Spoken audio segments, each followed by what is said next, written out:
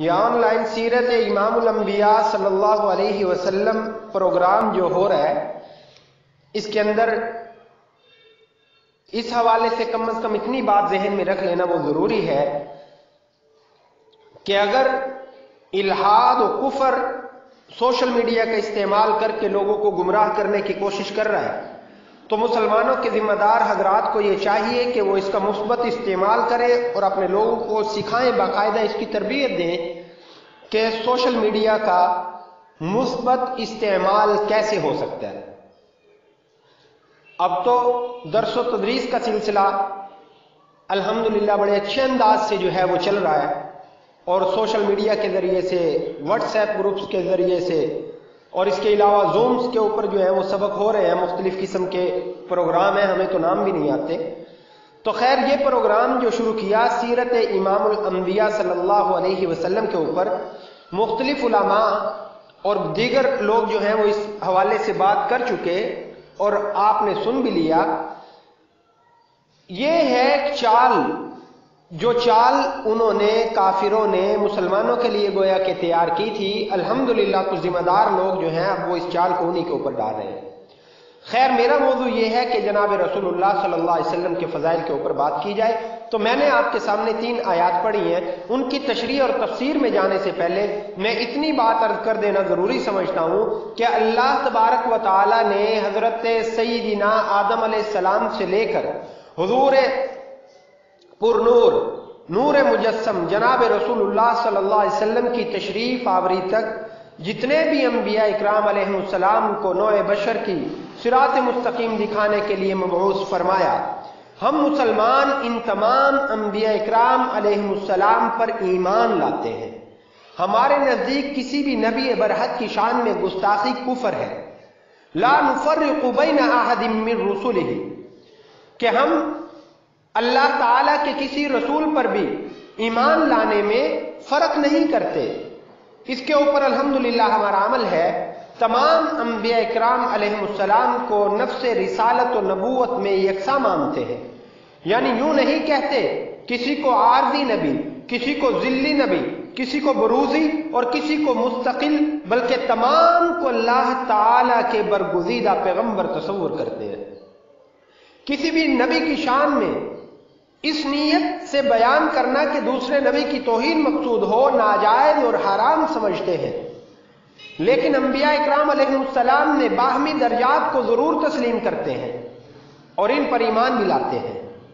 کیونکہ یہ چیز خود خدا لم یزل نے اپنی آخری کتاب قرآن مجید میں ارشاد فرما دی، تلک الرسل فضلنا بعضهم علی بعض۔ اس حوالے سے ہمارا کہنا یہ ہے کہ تمام انبیاء میں سب سے افضل، سب اماموں کے سرتاج اور سلطان جو ہیں وہ تمام انبیاء کے محمد رسول اللہ صلی اللہ علیہ وسلم ہیں۔ آپ کا یہ عنوان سیرت انبیاء یا سیرت امام الانبیاء کے عنوان سے جو ہے، اس کے اوپر قرآن پاک میں بھی بہت سی آیات ہیں، احادیث مبارکہ میں بھی بہت ہے، اور تورات اور زبور اور انجیل اور اس کے ساتھ صحائف انبیاء اور اخبارات اور رسائل کے سینکڑوں حوالے ایسے موجود ہیں جس سے معلوم ہو جائے گا کہ جناب رسول اللہ صلی اللہ علیہ وسلم جو ہے وہ سب سے زیادہ فضیلت والے ہیں۔ یوں تو سارا قرآن پاک ہی فضائل مصطفیٰ صلی اللہ علیہ وسلم پر مشتمل ہے۔ ہر آیت مبارکہ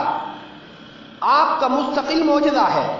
اور منکرین رسالت مآب صلی اللہ علیہ وسلم کو کھلا چیلنج ہے، تم اس کی مثال یا اس کی مثل کوئی صورت بنا لاؤ اور اس سلسلہ میں اپنے تمام مددگاروں کو خدا کے سوا بلا لو اگر تم سچے ہو۔ یہ کیسا چیلنج ہے؟ مگر زمانہ گواہ ہے کہ آج تک مثل قرآن نہ بن سکا اور نہ بن سکے گا۔ قرآن پاک نے بہت سی جگہ پر نہایت واضح الفاظ میں حضور صلی اللہ علیہ وسلم کی شان کو بیان فرمایا۔ جو آیت میں نے آپ کے سامنے تلاوت کی، یا ایھا الذین آمنوا لا تقولوا راعنا، اے ایمان والو راعنا نہ کہا کرو، بلکہ یوں کہا کرو کہ ہم پر نظر شفقت فرمائیے۔ اس آیت کریمہ کا شان نزول یہ ہے کہ جناب رسالت مآب صلی اللہ علیہ وسلم کے پروانہ بارگاہ خیر الانام صلی اللہ علیہ وسلم میں جمع ہوتے اور حضور صلی اللہ علیہ وسلم ان کو کلام مبارک سے مشرف فرما رہے ہوتے،